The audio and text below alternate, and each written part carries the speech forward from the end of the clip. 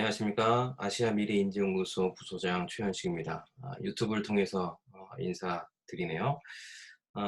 하루에도 수백 가지, 수천 가지 뉴스들이 쏟아지고 있습니다. 정보의 양이 많기도 하고요. 사실은 여러분들의 개인적인 시간이 그렇게 만만치 않기 때문에 그 수많은 뉴스들 중에 의미 있는 정보들, 또 팩트에 가까운 정보들을 찾는 것이 쉽지만은 않습니다. 그래서 저희 연구소가 가지고 있는 미래 예측의 역량들 기반으로 그날그날의 참 의미 있는 정보들을 통찰력 있게 전달해 드리려고 합니다. 부족하지만 많이 응원해 주시고요. 여러분들에게 더 나은 미래가 될 수 있도록 최선을 다하도록 하겠습니다. 자, 오늘은 광역교통 2030 비전과 분양가 상한제 이슈를 가지고 이야기를 한번 해보려고 합니다. 왜 지금 이 시점에서 이 두 가지 큰 이슈들이 등장하게 됐는지, 과연 이 두 가지 이슈들은 어떤 연관관계, 상관관계, 어떤 피드백을 주고 있는지, 또 어떤 유의미한 통찰들이 있는지 한번 생각해 볼 수 있었으면 참 좋겠습니다. 팩트부터 점검하고 가겠습니다. 팩트는 수도권 서부의 GTX를 더 깐다라는 겁니다. 더 까는 이유는 여러 가지 이유가 있겠지만 시민들에게 도움이 된다라는 거죠. 광역 거점 간의 통행 시간이 30분 정도 단축이 되어지고 통행 비용도 최대 30%가 절감되어지기 때문에 이 사업은 유의미하다, 꼭 해야 된다 이야기를 하고 있는 겁니다. 더불어서 한 가지 더 발표를 했죠. 서울 강변북로 올림픽대로를 지하도로로 하나 더 이렇게 만든다라는 발표도 같이 하게 됐습니다. 제가 알기로는 최초에는 과거에는 몇 년 전에는 경부고속도로를 지하차도로 해야 되지 않느냐 이런 얘기가 나왔는데, 최종 비전 발표에서는 강변북로와 올림픽대로를 대심도 지하도로로 만들겠다라는 큰 포부를 발표를 하게 됐습니다.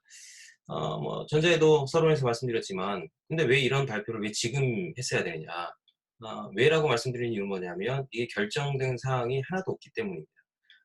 지금 바로 액션을 취할 수 있는 사항도 아니고요.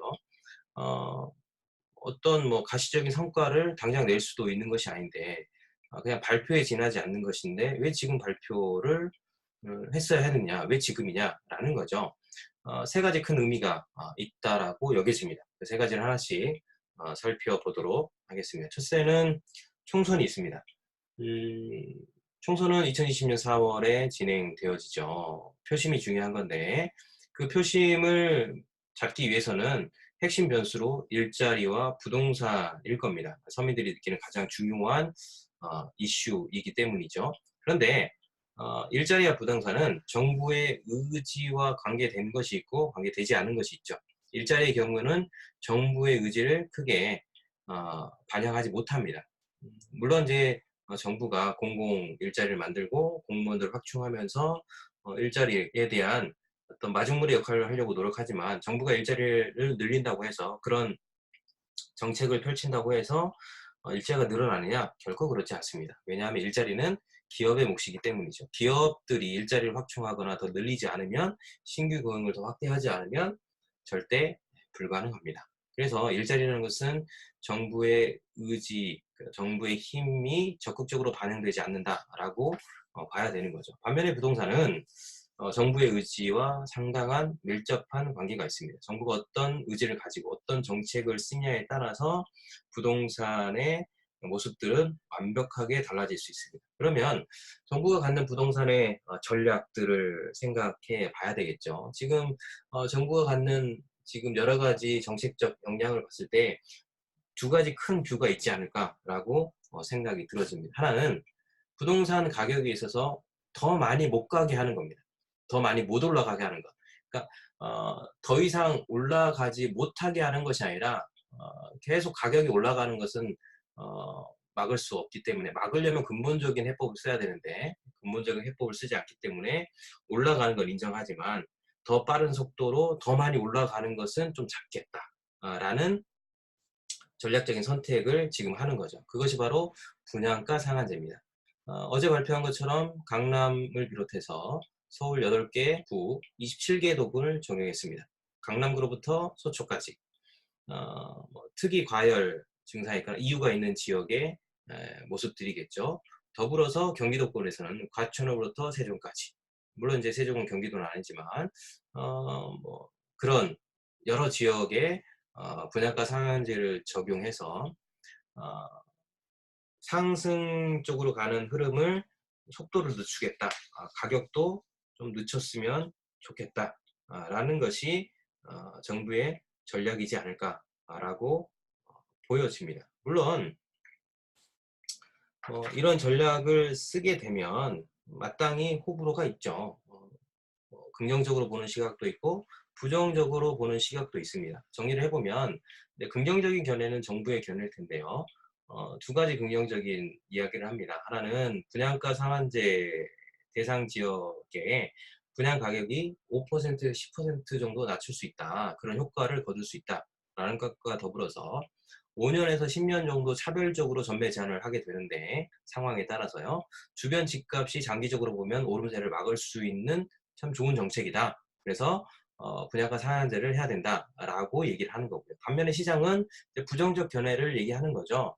부정적 견해도 두 가지인데 하나는 새 아파트 공급을 줄이면 당연히 기존 아파트 가격이 변동성이 나오지 않겠느냐, 상승하지 않겠냐, 그런 의미에서 분양가 상한제를 하는 것은 의미가 없다라고 얘기하는 거고요. 또 하나는 적용지역, 비적용지역이 있는데 적용지역은 낮출 수 있겠지만 그 주변에 있는 비적용지역은 주택 쏠림 현상이 있어서 풍선 효과라고 얘기하죠.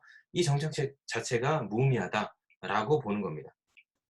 여러분 어떻게 생각하실지 모르겠지만 맞고 그름을 떠나서 아마 시장에 이제 이 정책이 적용되어지고 상당한 시간을 좀 지켜봐야 몇 개월은 지켜봐야 되겠죠. 분양가 상한제가 어떻게 작동하는지 긍정적인 측면이 큰지 부정적인 측면이 큰지를 좀 가늠할 수 있을 것 같고요.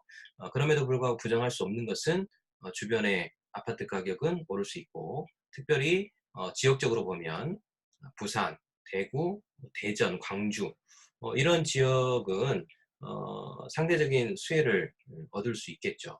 그러니까 좀 생각을 해보면 분양가 상한제 때문에 특별 지역, 그 선정된 핀셋 지역들은 가격을 어느 정도 속도를 늦출 수 있겠지만 상대적으로 비적용 지역은 넓은 범위에서 전국적으로 수혜를 받을 수 있기 때문에 정치적인 측면에서 어떤 부동산을 본다면 그쪽으로 해석을 해본다면 정치적인 시각으로 해석을 해본다면 서민들에게 상당히 긍정적인 효과가 나올 수 있기 때문에 누군가는 분명히 정치적인 이득을 얻을 수 있는 상황이 될 수 있다라고도 해석이 가능한 겁니다.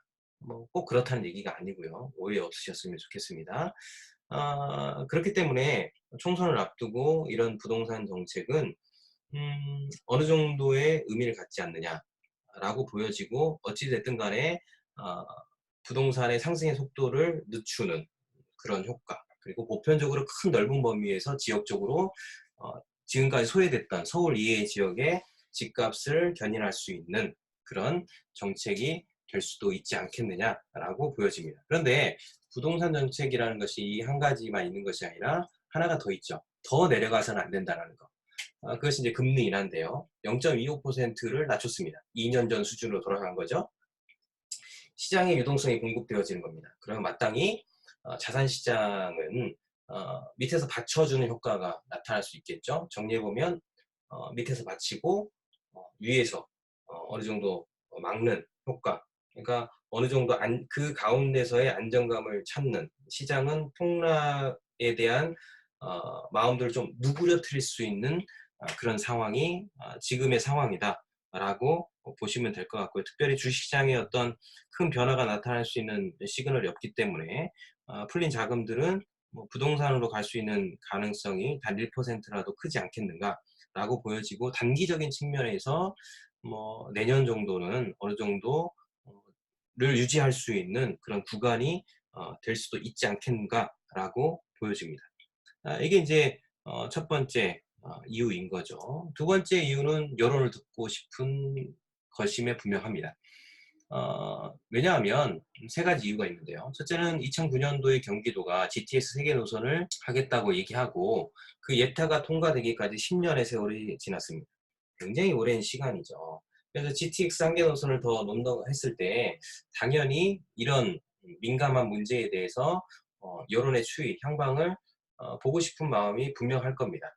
어, 뭐 공공 어떤 정책들 SOC가 발생하게 되면 당연히 집값부터 시작해서 여러 가지 논쟁이 발생할 거기 때문에요. 당연히 여론의 추이를 보고 싶겠죠. 그래서 어떻게 수정하고 보완하고 더 나은 쪽으로 갈 것인지에 대한 여론은 마땅히 들어야 되는 거죠. 그런 의미에서 어, 뭐 미리 결정은 안 됐지만 발표한 것일 수도 있고요. 또 어찌 보면 뭐 4대강의 악몽이 충분히 떠올랐을 수도 있지 않겠는가라고 여겨집니다. 뒷부분에 설명드리겠지만 막대한 자금이 들어가는 겁니다. 4대강은 그 자금을 이제 사용하면서 국민의 저항을 받게 되는데요. 정치적 입지도 좁아졌죠. 그런 측면에서 한 걸음 한 걸음 뗄 때 돌다리도 두드려보고 간다는 심정으로 충분히 어, 다양한 생각들을 할 수 있는 가능성이 있지 않을까라고도 여겨지는 거죠. 또 하나는 실행되지 않더라도 뭐 당장 예산을 투입할 수 없죠. 올해 내년에 뭐 착공되는 게 아니니까요. 비전을 발표한 것일 뿐입니다. 그럼에도 불구하고 만약에 여론이 호응을 한다면 여론이 괜찮다, 마땅히 필요하다라는 긍정적인 시그널이 나온다면 발표를 한 것 그 자체만으로도 실행이 되지 않았지만 절반의 성공에 이를 수 있다라는 계산을 충분히 할 수 있습니다. 그런 측면에서 여론을 듣는 것은 굉장히 중요하다라고 여겨지고 그런 측면에서 지금 이 시기에 뭐 이제 발표를 한 것이 아닌가라고도 생각해 볼 수 있는 거죠. 세 번째는 D의 공포에 있습니다. 디플레이션이죠. 우리나라는 경제가 지금 상당히 안 좋습니다. 저희 연구소만 얘기하는 것이 아니라 물론 저희 연구소가 상당히 오랜 동안 다른 기관들이 한국 경제에 대해서 의구심을 갖지 않았을 때 저희는 시나리오적으로 한국 경제의 미래에 대해서 끊임없이 이야기했는데요. 지금 2019년 말의 현실은 상당히 많은 연구소들, 심지어는 IMF조차도 한국 경제에 대해서 우려를 표명하고 있는 상황입니다. IMF가 한국 성장률을 2.6%에서 2%로 대폭 하향했습니다. 한국 경제 성장률 전망치를 7개월 만에 하향 조정한 겁니다. 그럼 IMF만 그러느냐? 그렇지 않죠. 우리나라 민간단체부터 시작해서 연구소에 이르기까지 또 우리나라 뭐 한국은행과 관련된 연구소에조차도 우리나라 성장률을 내년 성장률을 적게는 2%, 많게는 2.5% 정도로 보고 굉장히 우려스러워하고 있는 상황이 지금 현실 우리가 살고 있는 2019년 대한민국의 현 주소임에 분명합니다. 그래서 지난 3분기 한국 경제 성장률을 보더라도 증명이 됐죠. 0.4% 성장했습니다. 우려스럽죠. 이 부분을 해결하려면, 그러니까 국민들이 갖고 있는 우려를 불식시키기 위해서는 4, 4분기에 반전을 해야 됩니다. 내년 1, 4분기에도 큰 변화가 있어야 됩니다. 2, 4분기에도 더 나은 과정들을 가야만 D의 공포가 사라지고 긍정적인 희망을 가지고 국민들이 움직일 수 있는 거죠. 그러려면 어떻게 해야 될까라고 생각을 할 수밖에 없는 건데요. 그래서 이제 3분기에 이런 성장률이 나타날 때에 주체별로 어떤 성장 기여도가 있는가를 분석할 수밖에 없는 거죠. 전체적으로 보면 뭐 앞전에 얘기했던 거하고 똑같습니다. 정부가 적극적으로 개입할 수 있는 부분이 있고 개입할 수 없는 부분이 있고 개입할 수 없는 부분은 뭐 설비 투자, 민간 소비, 반도체, 자동차 같은 수출 영역이겠죠. 정부가 잘 돼야 된다고 열심히 얘기를 하더라도 돈을 쓰라고 얘기해도 기업과 개인들은 반응하지 않죠. 이건 정부가 할 수 있는 부분이 아닙니다. 심리적 요소와 외부적 요소와 글로벌 상황이 변화되어야만 자발적으로 움직일 수 있는 부분이기 때문에 정부의 기여도가 크지 않습니다. 네, 상대적으로 정부가 기여할 수 있는 부분이 두 군데가 있죠. 제가 밑줄을 그어놨는데요. 하나는 건설 투자와 정부 소비. 따지고 보니까 건설 투자는 5.2%가 감소하고 정부 소비는 1.2%가 증가했습니다. 이런 상황에서 다음 분기에 반전을 이루려면 당연히 정부가 적극적으로 개입할 수 있는 영역에 대한 힘을 더 쓰는 게 필요하겠죠. 그게 바로 건설 투자와 정부 소비입니다. 그러면 다음 분기, 다다음 분기에 더 나은 수치를 얻으려면 정부 소비는 더 확장해야 되고요. 건설도 변화가 필요한 거죠. 감소했는데 증가로 옮겨가야만 다음 분기, 다다음 분기에 경제 성장률의 변화가 나타날 수 있다라고 분석이 가능한 겁니다. 그런 측면에서 SOC, 광역교통 2030 비전 이런 것들은 굉장히 중요한 정책으로 다가올 수밖에 없는 것이 아닌가라고 여겨집니다. 그러면 이 2030 비전이 얼마의 자금이 필요하냐, 얼마의 비용이 드느냐를 따져볼 필요성이 있는 거죠. 뭐 여러 가지 이야기가 있어요. 중요한 건 잘 모릅니다. 얼마가 들어갈지. 왜냐하면 인플레이션이 달라지고요. 뭐 최저임금도 달라지고요. 원자재 가격도 달라지고요. 세계 정세도 달라지기 때문에 정확하게 만약에 이게 발표해서 실행으로 옮겨졌을 때 자본이 들어간다면 정확하게 얼마를 쓸 수 있다라고 확답할 수 없습니다. 그럼에도 불구하고 어림셈으로 생각을 해보면 매년 7조씩 총 16조 정도가 들 거라고 많은 분들이 이야기하시죠. 제 생각에는 더 될 것 같아요. 인플레이션을 감안하면 더 많아질 수 있습니다. 생각하지 못했던 요소들이 등장하면서 실제로 시행됐을 때, 물론 실행이 안 되면 아무 의미가 없겠지만 전제는 실행을 한다고 봤을 때 16조 이상, 20조 이상 될 수도 있는 비전 발표입니다. 4대강 사업과 비교해보면 4대강 22조, 많게는 40조까지 들었으니까 결코 적지 않은 금액이 광역교통 2030 비전에 투여된다라고 봐야 되는 거죠. 그런 면에서 봤을 때 이제 우리가 생각해 볼 수 있는 것은 첫째는 뭐 아무것도 정해지지 않았다는 거, 그게 가장 중요한 겁니다. 과연 이것이 시장이 어떻게 작동을 할지는 모르겠으나 분명한 사실은 아무것도 정해지지 않았고, 두 번째는 그런 측면에서 봤을 때 정부는 전략적으로 이것들을 이제 앞으로 한국 경제를 위해서 움직인다고 봤을 때 첫째는 정부 지출을 이제 계속 증가시키는 방식의 작동을 계속 할 수 있다라는 거죠. 최근에 뉴스를 보니까 11월 4일자네요. 공무원 3만 명을 내년에 증원하겠다라고 얘기했습니다. 이번에 정부 대통령께서 임기 내에 17만 명을 확대하겠다고 공약을 하셨는데요. 그것들을 실천하겠다는 강한 의지라고 보여지고, 정부가 지출을 확대할 수 있는 다양한 방식을 절대 포기하지 않겠다라고 보여집니다. 그러니까 뭐 공무원뿐만 아니라 복지 비용까지 다방면의 정부 지출을 확대할 가능성이 있는 거고요. 물론 이제 내년 2020년 1사분기에는 정부 500조가 넘는 예산 가운데 상당 부분 50% 넘는 금액들이 1사분기에 투여될 수 있는 가능성도 커지는 거죠. 그래야만 경제 성장의 변화가 나타날 수 있고 뒤의 공포를 이겨낼 수 있으니까요. 두 번째는 우리가 방금 본 것처럼 우리의 주제인 광역교통 2030 비전과 같은 건설 투자, SOC의 증가를 통해서 건설 경기는 부동산 쪽이 아니라 SOC 쪽으로 움직일 거고, 경제 기여도를 SOC를 통해서 상승시키려 할 수도 있다라는 겁니다. 그렇게 되어지면 이제 긍정적으로 봤을 때 GDP가 상승하고 경제의 마중물이 될 수 있지 않겠느냐라는 것이 정부의 생각이지 않을까라고 조심스럽게 한번 생각해 볼 수 있는 거죠.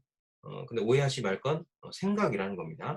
실제로 필드에서 그렇게 작동할 수 있느냐는 또 다른 문제입니다. 여러분들이 한번 판단해 보셨으면 좋겠습니다. 이게 과연 근본적인 이제 이 상황, GDP가 떨어지고 경제적 어려운 한국의 어떤 위기의 상황을 극복할 수 있는 해안이 될 수 있을까? 해안 중에 하나가 될 수 있을까? 라는 거죠. 뭐 저의 생각을 물으신다면 뭐 여전히 저도 똑같습니다. 이게 근본적인 해법이 될 수 있을까? 뭐 이런 생각들은 여전히 되어집니다. 네. 그런 생각이 들더라고요. 이런 이야기가 생각나는데, 언발에 오줌 누는 거. 여러분 어떻게 생각하시나요? 과연 이런 다양한 정책들이 같이 시너지를 일으켜서 긍정적인 방향으로 갈 수 있게 할 것인지, 아니면 근본적인 시스템이 변화되지 않는 한 언발에 오줌 누는 정도에 불과할 것인지, 아, 여러분들의 통찰을 기대합니다. 오늘은 여기까지 하도록 하고요. 다음번에는 더 좋은 이야기, 통찰을 가지고 찾아뵙도록 하겠습니다. 감사합니다.